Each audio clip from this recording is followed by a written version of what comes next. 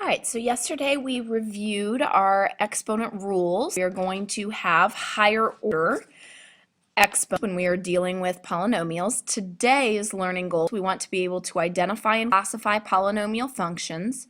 We also want to be able to describe something called end behavior of a polynomial function. And then we want to be able to graph polynomial functions.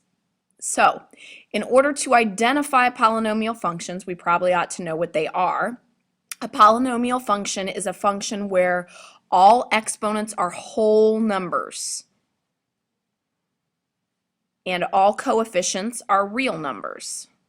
So whole number means no fractions, no decimals, so 0, 1, 2, 3, 4, so on and so forth.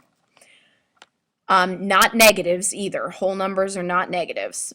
All coefficients are real numbers, which just means not i's, not imaginaries. Anything else will work for the coefficient. So as long as the coefficient's not an I, it's a real number. Standard form for polynomial functions is when you write it from highest exponent to lowest exponent, going from left to right. So on quadratics, it was ax squared plus bx plus c, so squared terms first, then the linear terms, and then the constants. So same idea, if your highest exponent is x to the fifth, that goes on the left, then your x to the fourths, then your x to the thirds, so on and so forth. Leading coefficient, you should already know this term, but I wanted to review it because it's going to become pretty important in this unit. And the leading coefficient is the coefficient of the term with the highest exponent. So once you've written them in standard form, the leading coefficient would be the first coefficient. That's why we call it leading. The degree of a polynomial is just whatever its highest exponent is. We use that to classify it. So when we have the degree, the ones we are going to study, some of them are going to have degree 0, some of them degree 1, 2, 3, 4. So if the degree is 0, meaning the highest exponent that you see is x to the 0, we call those by type, we call those a constant. Because if it's x to the 0, that's just 1, it's just a number, no letters. So degree 0 is a constant. Degree 1, so if your equation or function has x to the first in it, we call those types linear, which you studied for a long time in Algebra 1. We reviewed at the beginning of this year. So if x to the first is your highest exponent, that is a linear function or equation. 2, you should all know this one because we just finished an entire unit on x squareds. We call those quadratic. I'm going to hyphenate it because I don't have enough room there. So quadratic is when your degree is 2. The new ones, degree 3, degree 4. Degree 3, we call those cubic. Cubic functions, cubic equations. And degree 4, we call those quartic. So it's going to ask you to identify if something's a polynomial function based on this definition, and then we're also going to be able to classify them based on their equations, and this chart is how we will do that. So that's what we have in example 1 that goes with our first learning goal. Decide whether the function is a polynomial function. If it is, write it in standard form and state its degree, type, and leading coefficient. So first I look at A. To determine if it's a polynomial function, are all my exponents whole numbers? Well, my exponents are 3 and 4. Those are both whole numbers, so we're good on that. Are all the coefficients real numbers? Negative 0.8 is a real number because that's not imaginary. 1 is a real number, and so is negative 5. So it meets both of the qualifications. So yes, this is a polynomial function. Standard form means highest exponent to lowest exponent. So the highest exponent is x to the 4th there. So that needs to go first. And then my x cubed terms. And then my constant. So that should be my standard form equation. The degree is the highest exponent. The highest exponent there is 4. The degree helps us find the type. So go to your chart here, degree 4, we call those quartic. And then my leading coefficient of the first term when it's in standard form, is just a 1, because it's 1x to the 4th. All right, let's look at part B. Determine if this is a polynomial function. So all exponents whole numbers, all coefficients real numbers. Coefficients are real numbers. Square root of 3 is a real number. It's just irrational. So is 2. My exponents, however, this -2. -2 is not a whole number. It's an integer, but it's not a whole number. So this is no, it's not a polynomial function because -2 exponent isn't a whole number. Now, if it's not a polynomial function, you don't fill out the rest of it because it doesn't satisfy the first equation. So we can leave all of those blank. All right, so that checks off our first learning goal. We can identify if it's a polynomial function and classify them. Next, we need to talk about end behavior of a polynomial function. And if you don't already have your graphing calculator out, pause it and get it out because we're going to need it here in a second. The definition for end behavior is what a function does at its ends. And what we mean by ends are as it approaches positive infinity and negative infinity.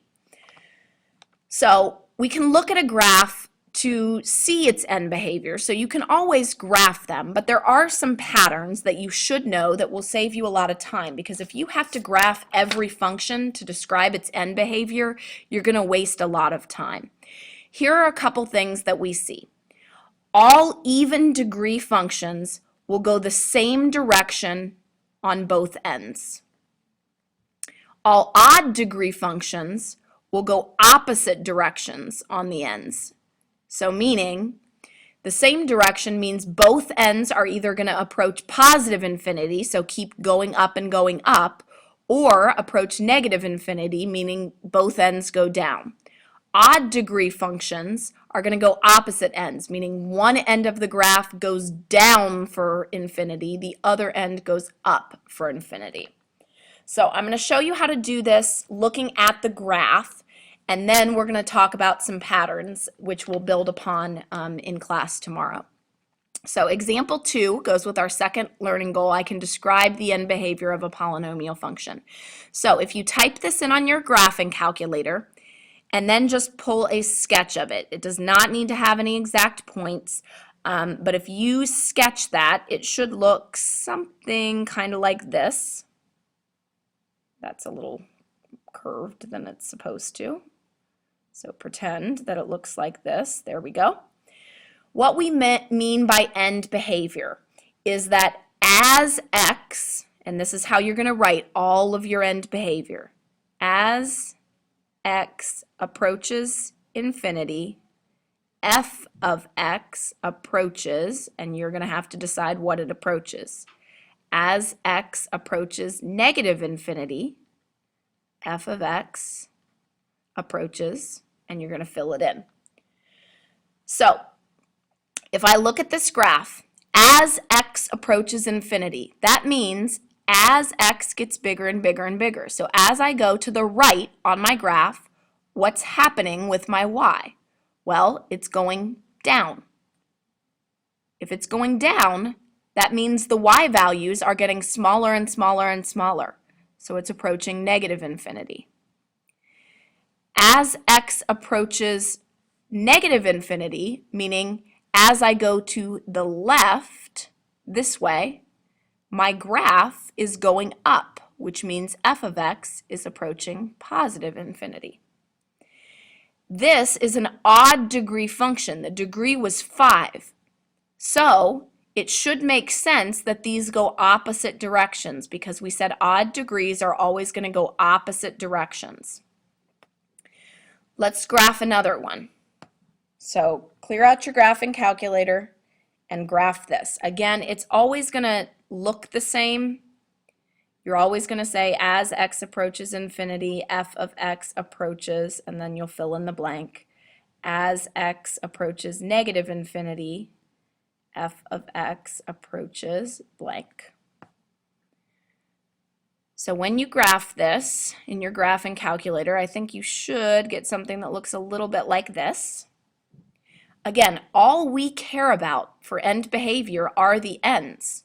So as x approaches infinity, as I go to the right, y is going up forever. So it's going positive infinity. As I go to the left, this end is also going up for forever, positive infinity. If I look at the degree, this was degree 4, so it was even. So that means that it went the same direction, both up. Here is kind of a little shortcut. If you want to know the end behavior, if it is a positive even, it doesn't matter what the middle of your graph looks like, the ends are going to look like this. They're both going to go up. If it's a negative even, so meaning the degree is even, but the leading coefficient is negative, both ends are going to go down. If it is a positive leading coefficient with an odd degree, the left side is going to go down and the right side is going to go up.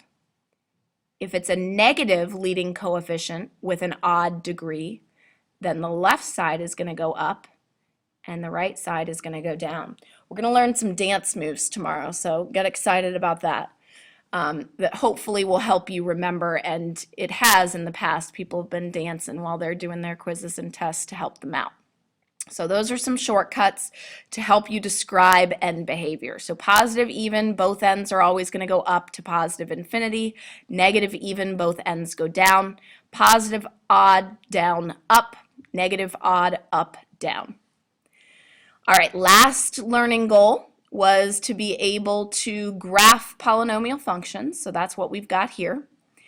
Use the graphing calculator's table, so the second graph feature, or the value feature, second trace 1, to find points on the graph that will accurately show its shape and behavior.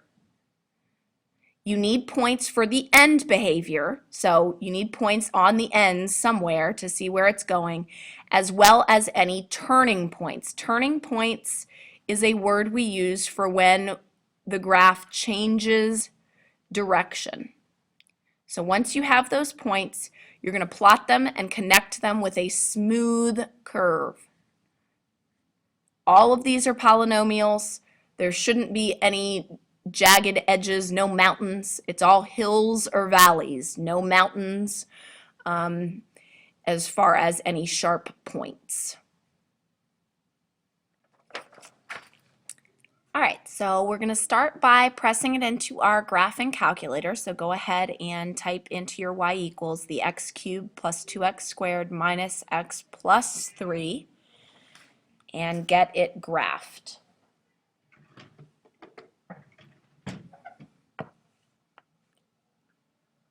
What I would suggest is that you draw yourself kind of a rough sketch, maybe to the side, so that you have an idea of what it should look like, and then you'll know what kind of exact points you need to get. So over here, I'm going to draw my rough sketch, and what you see on your calculator, you should see something that looks kind of like this, perhaps. So let's examine the requirements. It says you have to have points for end behavior. So meaning I need a point somewhere down here and somewhere up here. So if I look in my table, that's going to give me those types of points. And again, yours might not be the same as somebody else's, which is okay. So over on this end, again, you don't have to pick the same thing that somebody else does, but if you look at your negative values that are in your t-chart, some of them are really, really negative, like you'd have to count by 5s or 10s to get there. So the last one that I'm going to choose is -3, -3. So I'm going to put that on for my end behavior on the left side. If I can get it in the right place. There's -3, -3. Then for the right side, again, you can keep scrolling up to find you'll notice it jumps from 5 to 17 in the y value. So I'm going to use that 1, 5 as my other right side end behavior. So I've got my points for end behavior. Now I need turning points. So if I look at this graph over here, I've got a turning point in here. So you can either get a point on each side or you can get the maximum point. That's up to you. It depends if you're looking at it in the table format. It's probably easier just to choose a point on each side of the maximum and know that it goes above that. So you'll see that -2 and -1 both have a value of 5. So if you plot that, you know that the maximum has to be slightly above that. So you can do that, or you could always use the second trace maximum to actually get the little hill there, and you could go that direction as well. So there's lots of options for getting a correct sketch. Down here at the bottom, same thing, either pick 2 points on each side and go a little below, or do second trace minimum to find out what the bottom is. If you look there in this graph, you can actually see 0, 3, which is your bottom of the valley there. So now I need to connect this all with a smooth curve.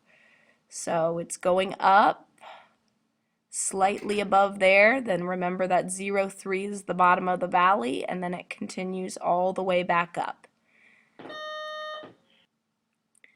So now we have a very lovely smooth curve that describes our end behavior, which direction it's going. We can also clearly see the hills and the valleys.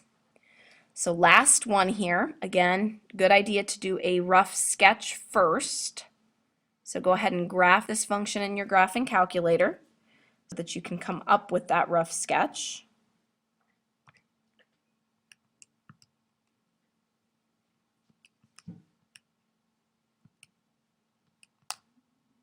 And when you look at it in the graphing calculator, you should see something that looks kind of like this. So again, we need end behavior points, so we need something over here and something over here, and then we need something around each of the hills and the valley. So go to your table. Again, you don't want something too negative, so the best I can do here is, looks like -2, 3 is my hill, but then when it goes to -3, the value is -32. So that tells you directly from the hill it's very, very steep because there's no point to connect to. So make that end behavior very, very steep. Then you can see on your table that it also has -1, 0. So here's a point. Then 0, -5. That's the valley. Then it goes back up to +1, 0. And then +2, 3 is the top of the other hill. And then just one more point over at +3, it's again all the way down to -32. So I've hit the hill here, I'm coming back down, here's the bottom of the valley, I'm going back up, hitting a hill, and then after this, remember at -3, it's all the way down to -32. So that means the end behavior should very steeply go towards -infinity. So you can see here, I've clearly got my end behavior very steeply approaching -infinity on both sides. I've got the tops of both my hills, I've got the bottom of my valley, and I've got a smooth curve in between. So that satisfies all of the conditions. So hopefully we now feel like you can graph polynomial functions. That is it for today.